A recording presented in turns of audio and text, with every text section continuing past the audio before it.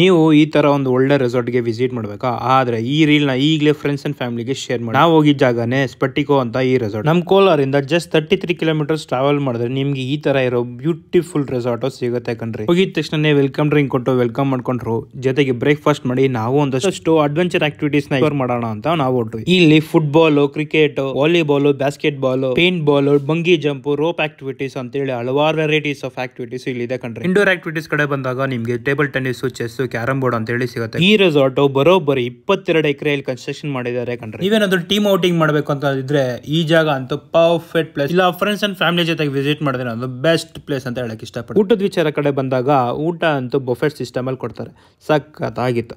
ಇಲ್ಲಿ ಬರೋಬ್ಬರಿ 500 ಜನ ಕುತ್ಕೊಂಡು ಒಂದೇ ಸರಿಗೆ ಊಟ ಮಾಡಬಹುದು. ಈ ಕಂಪ್ಲೀಟ್ ರೆಸಾರ್ಟ್ ಬಾಲಿ ಥೀಮ್ ಬೇಸ್ ಅಲ್ಲಿ ಕಟ್ಟಿದ್ದಾರೆ ಕಣ್ರಿ. ಇವ್ರ ಹತ್ರ ರೂಮ್ ಸ್ಟೇಸು ಸಿಗುತ್ತೆ. ಕಂಪ್ಲೀಟ್ ಡೀಟೇಲ್ಸ್ ನ ಡಿಸ್ಕ್ರಿಪ್ಷನ್ ಅಲ್ಲಿ ಕೊಟ್ಟಿರ್ತೀನಿ, ಚೆಕ್ ಮಾಡಿ.